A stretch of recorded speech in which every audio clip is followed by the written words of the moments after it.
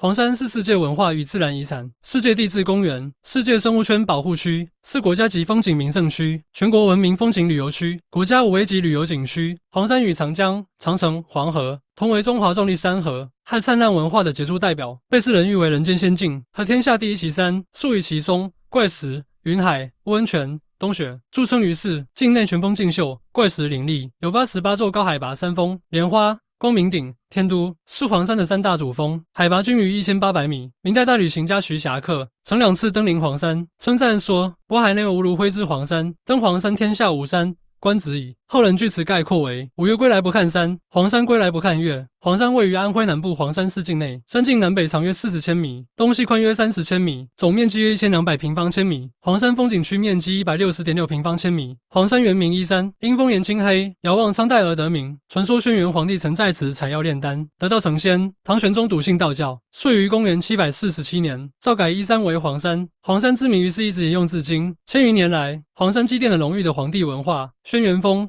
炼丹峰、荣成峰、浮丘峰、丹景、喜腰溪、赛药台等景名都与黄帝有关。黄山集81年地质始于一身，龙峰林地貌、冰川遗迹于一体，建有花岗岩造型石、花岗岩洞室、泉潭溪瀑等丰富而典型的地质景观。前山岩体节理稀疏，多球状风化，山体浑厚壮观；后山岩体节理稠密，多柱状风化，身体俊俏，形成了前山雄伟、后山秀丽的地貌特征。黄山的第一绝是奇松，黄山松。黄山松是黄山5绝之首。黄山是无处不实，无石不松，无松不奇。黄山松是黄山自然景观的重要组成部分，它是由黄山独特地貌、气候而形成的中国松树的一种变体，一般生长在海拔800米以上的地方，针叶短而稠密，树冠平整，而且有较强的趋光向阳性，生命力非常旺盛。黄山可以树出名字的松树成百上千棵，而且每棵都独具魅力。其中最具代表性的就是迎客松。迎客松居黄山奇松之首，寿逾1000年，姿态苍劲，2大侧枝横空斜出，好像伸开两臂，迎接远道而来的客人，像五湖四海的宾朋致意。它是中国人民热情好客的象征。第二绝是怪石。黄山怪石以其取胜，有名可数的达200多处，形态各异，妙不可言。不少怪石广为人知，如飞来石、猴子观海、梦比生花、仙人赛靴、童子拜观音、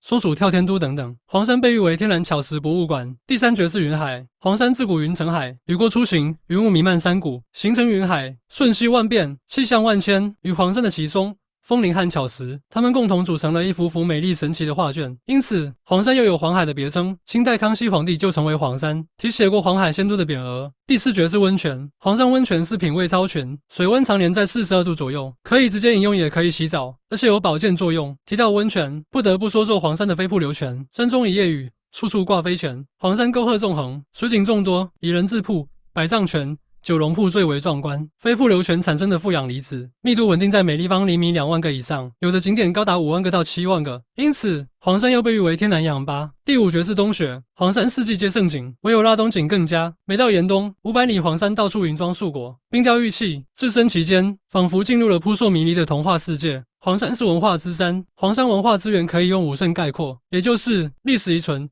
书画、文学、传说、名人5种文化形态。从古代遗存来看，黄山有着大量的文化遗存，比如古登道、古楹联、古桥、古亭、古寺、古塔等等。另外，还有数量众多的摩岩石刻。黄山历代摩崖石刻现存的有300多处。从书画艺术来看，黄山孕育了中国山水画的一个重要画派——黄山画派。明末清初，石涛、梅青，他们是具有鲜明个性和艺术风格的画家，以黄山为代表，从黄山山水中不断汲取灵感，丰富自己的艺术创作，在画坛独树一帜，长盛不衰，影响深远。古往今来，咏赞黄山的诗词歌赋不计其数。从盛唐到晚清的1000多年间，有文字记载的赞颂黄山的诗词就有2万多首。大诗人李白游历黄山，写下了脍炙人口的诗篇。从历史传说来看，黄山就是因传说而得名。黄山是生态之山，黄山动植物资源特别丰富，是一座天然的动植物宝库，名花古木，珍禽异兽，种类繁多，具有极高的教学和科研价值。目前黄山有脊椎动物300余种，鸟类170多种，其中属国家一级保护动物6种，2类保护动物26种。黄山风景区负氧离子含量是城市的10几倍，被誉为天然带氧吧。空气负氧离子浓度在每立方厘米1000个以上，对人体就有保健作用。而黄山风景区空气负氧离子浓度常年稳定在每立方厘米2万个以上。温泉景区、